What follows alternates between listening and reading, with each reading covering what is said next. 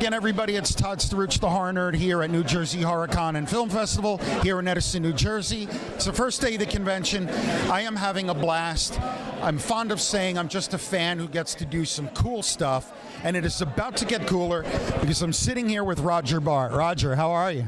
I'm good. All right. Yeah, you had to check your own banner, huh? All right. Make sure it was me. So, yeah. I mean, listen, you're kind of recognizable, I'm just saying. Oh, that's good. That's good. Yeah, I've been around. Yeah. How's the show been for you so far? Good? Oh, yeah. This is like there's nothing like my first HorrorCon.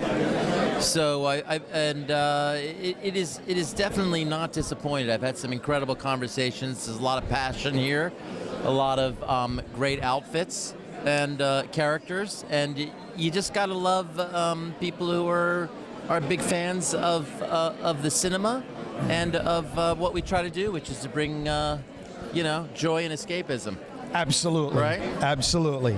So listen, the Hostel. What's interesting about the Hostel series is I think it kind of kicked off the whole torture porn kind of moniker. Yeah, right? yeah. And I don't particularly care for that phrasing. I don't know how you feel about it. Any thoughts? I think that, torture porn was kind of, was what it was summed up as. I think the thing that I felt was really successful about it was not only how beautiful the photography was and the environs in which we shot, and I think Eli Roth is very talented.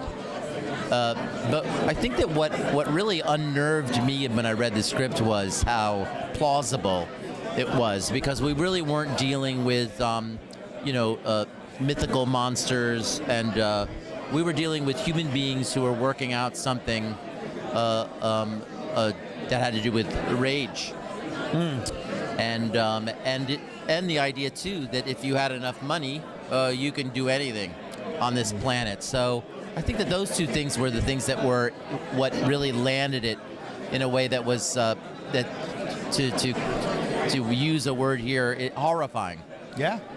I mean, what it did for me is I crossed off backpacking across Eastern Europe from my bucket list. I'm like, nope. Yeah. I mean, it's hard. I have two daughters, and the last thing I wanted was for them to go and run off. Every time they'd say, "We'll stay at hostels," I thought, really, do you have to stay at a hostel? And I ended up paying for their hotels a few times because I just was still scared. No lie, my daughter literally was recently planning a trip for spring break, and she says, "Dad, what is a hostel?" And I'm like, no, just no. Yeah, we didn't do much. Moving on, did we? Yeah. And then I'm like, "There's a movie, so you might want to check it out." Yeah. So Back to the Future, the musical, right? Yeah.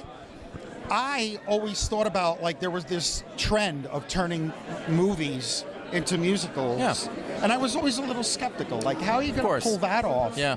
I personally didn't see it, so I'm not going to lie and say that I did. Yeah. But what are your thoughts, and what are your favorite memories from? Oh, well, I love doing Back to the Future, the musical. It was fantastic. I got to work with all the guys that created the movie in the first place. It was a very easy transition to make it a musical because.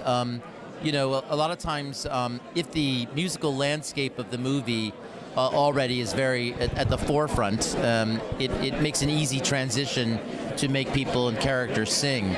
And, we had Huey Lewis's great songs. We had Marty McFly, who plays guitar and plays Johnny B. Good, and so he already wants to be, music is his life already and his passion. So, and also offered a very unique opportunity to be able to have songs from the 1950s genre, because we go back to 1955, and then also have 80s music. And we had the great Alan Silvestri and the great Glenn Ballard writing our music.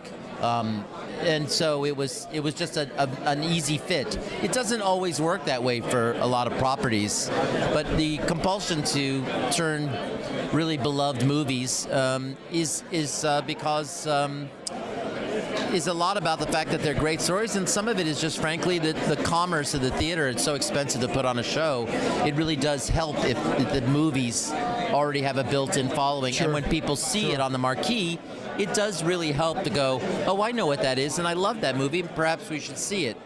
But that is not to say that it has its place on Broadway and on the stage, just as unique and new shows do too. And if all of the shows, these kind of things, can inhabit Broadway at the same time, then that palette is really what's exciting about it. There's something for everybody.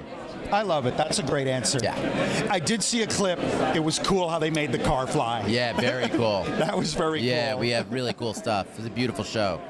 So, one final question, Roger. What are you working on these days? Any new projects coming up I that just you shot can a share with movie. us? Yeah, I shot a movie not so long ago. It was The Man with the Bag. It's a funny little part in Arnold Schwarzenegger playing Santa Claus, and Alan Richardson, who's wonderful, is the lead. I have another movie coming up, but it hasn't been announced yet. But I'm shooting it, guess where? In New Jersey. Nice. Pretty cool. New Jersey is where it's at, where I grew up. So things are kind of cool. And you know, there are other things in the works that I can't really talk about, but that's often what happens because you know, they have these things called PR teams. Understood. And the darn internet, which gets stuff out really fast, and before you know it, sometimes everyone's sort of saying, "Why did you say that?" Right. I get it. Don't want to cause any. I don't want to cause you any trouble, man. Man. All right, Roger. Thank you so much for a few minutes of your time. Yeah. I appreciate it. Thanks, man. It really is a thrill for me to get to talk to people so that I've nice. seen in the Yeah. movies and Yeah. kind of admired all these Yeah, years. that's So cool. thank you for My that. pleasure. My pleasure. All right. Roger Bart, everybody, here at New Jersey HorrorCon and Film Festival in Edison, New Jersey. This is the Horror Nerd Todd Struch signing off. We will see all of you in the next interview. Go Rutgers.